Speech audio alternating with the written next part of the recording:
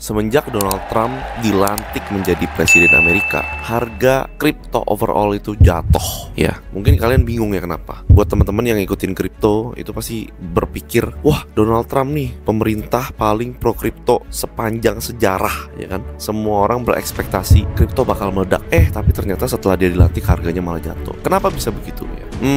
Ada beberapa kejadian yang gue lihat sangat berpengaruh signifikan. Yang pertama, pastinya Trump menggunakan narasi kripto itu untuk menggait suara. Ya teman-teman, itu pertama. Gue yakin Donald Trump gak gitu gimana-gimana banget sama kripto, karena seperti yang kalian tahu, strategi Trump untuk dia jadi presiden itu adalah MAGA, Make America Great Again. Dan salah satu dari strategi utamanya itu adalah melakukan perang tarif ke banyak negara. Ya, apa gunanya perang tarif? Ini gue kutip dari kata-kata dia sendiri ya. Jadi menurut Trump, perang tarif itu adalah seperti pajak, tapi digunakan bukan kepada penduduk Amerika, tapi luar negeri. Supaya apa dia naikin tarif ini? Ya, banyak hal. Dia gunain strategi ini untuk negosiasi. Ya, dia membuat untuk menekan negara lawan.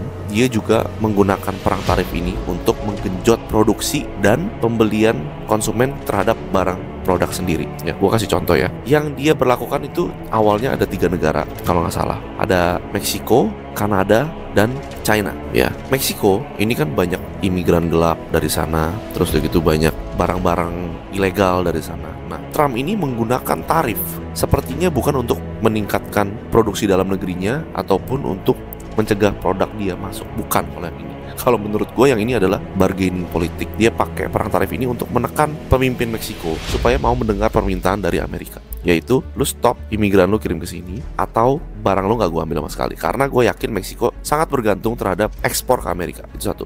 Yang kedua, Kanada. Kanada ini lebih gila lagi. Donald Trump menggunakan tarif ke Kanada itu kayaknya mau menjajah sebenarnya kalau bahasa kasarnya ya. Kalau misalnya Rusia perang sama Ukraina, itu menjajahnya dengan militer. Ya, kalau Israel dengan Palestina ya kan sama menggunakan militer. Donald Trump ini memang gak suka perang. Dia menggunakan tarifnya untuk membuat Kanada tunduk. Bahkan dia ngomong secara terbuka, daripada negara lu kusut gitu kan, lu mendingan jadi negara bagian Amerika ke-51. Itu kan sama aja mau ambil alih satu negara, bener gak? Ya, jadi Donald Trump ini memang negosiator handal dan pinter banget. Yang ketiga, dia menggunakan tarif ke Cina 10%. Nah, kalau untuk China ini pasti pure, karena dia nggak bisa apa-apa lagi terhadap China. Semua orang juga tahu ya, pabrik dari dunia ini ya China. Semua barang ya produksi dari China gitu. Kenapa dia nggak bikin langsung 50% atau 100%? Karena gue lihat di periode yang kali ini Donald Trump pengen istilahnya punya hubungan yang baik dengan Xi Jinping. Karena dia tahu China juga bisa balas dengan hal yang sama. Dan kalau sama-sama memberikan tarif yang tinggi, itu hasilnya nggak baik buat dua negara, nggak baik buat dua negara gitu. Jadi dia lebih baik ya udah deh supaya ada persaingan yang sehat gitu. Karena kalau China nggak ditarifin juga nggak ada yang bisa lawan produk dia dari segi harga dan kualitas gitu kan. Mungkin 10% Donald Trump udah ngitung lah. Oke, dengan naik 10% ada beberapa industri yang dalam negeri bisa bersaing, tapi tidak sampai menghancurkan ekonomi secara keseluruhan. Terus oke, itu dari sisi tarif ya. Yang kedua, Trump meluncurkan koin meme-nya sendiri, yaitu koin Trump. By the way, gue untung lumayan lah dari situ, berapa 7x atau 8x gitu. Tapi masuknya kecil karena balik lagi, meme koin di Solana takut juga gue mainnya gitu ya. Dikit-dikit aja lah, begitu dia nge-tweet, gue beli. Cuman pas gue lihat ini di-hack apa enggak, karena pas gue baca-baca kan kayaknya di-hack, takut-takut juga kan. Jadi belinya sedikit aja gitu. Nah, ini juga apa ya? Top signal kalau kata orang kripto ya. Ini udah top signal nih, presiden Amerika terpilih besok dilantik, malamnya dia keluarin kripto, kan gila gitu. Dan akhirnya naik benar-benar gila-gilaan, semua liquidity kesedot di sana, tapi habis itu terjun, jatuh lagi. Kalau teman-teman lihat sekarang, ya masih top 50 lah dia, tapi harganya udah jatuh banget. Nah, selanjutnya, kenapa harga kripto jatuh?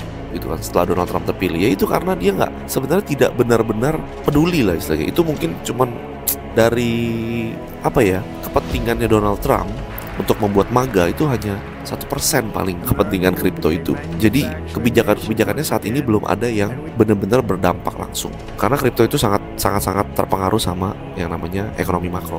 Nah, jadi apa yang bisa kita lakuin nih sekarang dengan kondisi kripto begini gitu kan? Ini kalau gue pribadi sih tetap beli Bitcoin ya, karena satu-satunya hal yang menurut gue masih positif adalah Donald Trump bilang Bitcoin akan dijadikan salah satu US Reserve. Nah, kalau misalnya benar-benar dilakukan, sudah pasti semua negara mengikuti. Dan kalau misalnya semua negara mengikuti, itu udah pasti ada yang namanya supply shock. Permintaan dari segitu banyak negara, supply-nya itu doang, nggak ada yang mau jual, itu harga bisa nggak tahu loncatnya kayak gimana. Jadi ada potensi turun nggak? Ada, tapi paling 80.000, 70.000 lah jelek-jeleknya gitu kan, turun 30%, tapi tingkat kenaikannya tidak terhingga. Jadi menurut gua kalau misalnya kalian nggak punya exposure ke Bitcoin sekarang, itu agak goblok sih ya teman-teman. Jadi kalau misalnya kalian nonton ini, lebih baik kalian pertimbangkan ya kan, not financial advice. Uang kalian terserah kalian mau ngapain, itu harus belilah sedikit gitu. Gue juga ada launching satu komunitas ya, gue bilangnya komunitas aja lah, Rich Psychology. Itu grup Telegram yang isinya ya gue membahas tentang geopolitik, makroekonomi, saham, US stocks, kripto, bisnis, apapun itulah yang gue mau share ya gue share aja di situ. Dan menurut gue sekarang sangat penting buat kalian punya komunitas karena bisa sama-sama belajar ya. Dan ini free ya teman-teman, gratis, kalian bisa join, masuk di gue akan taruh link Telegramnya di bawah. Itu free, tidak dipungut bayaran. Kan banyak tuh dukun-dukun kripto di luar sana yang bikin komunitas berbayar ya. Gue sih belum, karena gue merasa tidak jago. Gue hanya share insight gue dan apa yang gue ketahui secara gratis. Kalian bisa join di bawah. Ya semoga ada manfaatnya buat kalian. Oke, gitu dulu untuk video hari ini.